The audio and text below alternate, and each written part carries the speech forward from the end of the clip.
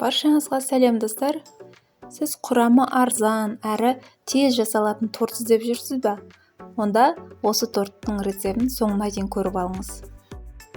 Торттың бисквиті үшін керек заттар: сұйық май, какао, шекер және ұн. Онымен қоса жұмыртқа мен қопсытқыш та қажет болады. Мендегі жұмыртқалар майда болғандықтан 4 қостым.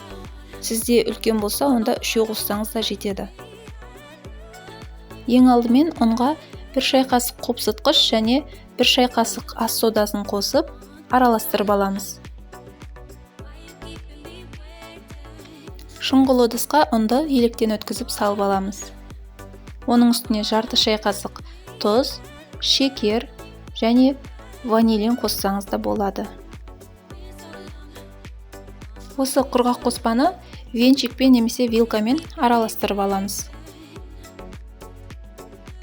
Құрғақ қоспалардың үстіне жұмыртқаны және сұйық майды құйып, венчикпен жақсылап араластырамыз.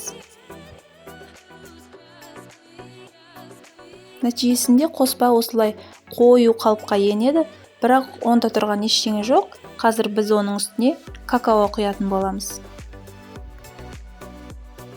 Какаоны ыңғайлы ыдысқа салып, оның үстіне 1 кружка қайнап тұрған ыстық суды құямыз. Және оны вилкамен жақсылап какао ерігенше араластырамыз. Какаоны жаңағы қамырдың үстіне құйып аламыз да, қамыр бір келкі болғанша толықтай араластырамыз.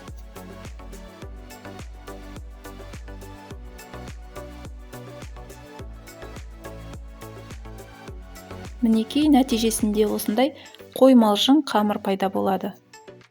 Қамырды формаға құйып, 180 градустағы пешке саламыз.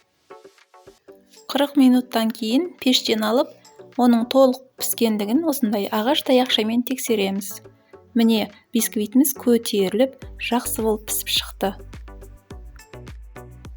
Оның бетіндегі ең биік бөлігін кесіп алып қоямыз. Кейін сәндеуге қажет болады. Ал бисквиттің арасы өте керемет, жұмсақ болып пісті. Енді кремін дайындаймыз. Ол үшін бізге 2 нәрсе керек: сары май және сгущенка.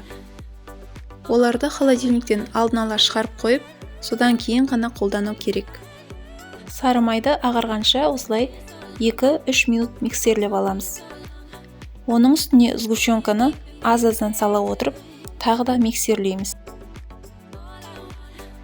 Мінекей, көріп отырғаныңыздай, крем қою әрі бір келкі болып шықты. Енді соңғы этап қалды. Ол тортты жинап, кремін жағу. Маған осы этап қатты ұнайды, тортты сәндегенді жақсы көремін. Кремін жақпас бұрын бисквитке пропитка жасап аламыз. Сонда тортымыз жұмсақ әрі влажный болып шығады.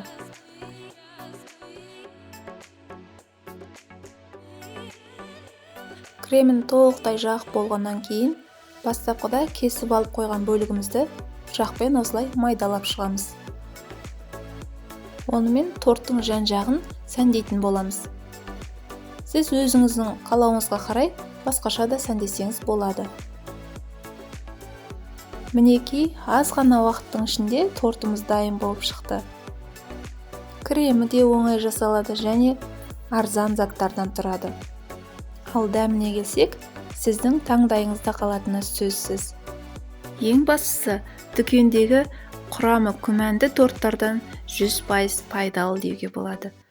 Рецепт ұнаса, лайк басып, каналыма тіркеліп қойыңыз. Сіздермен болған Замира.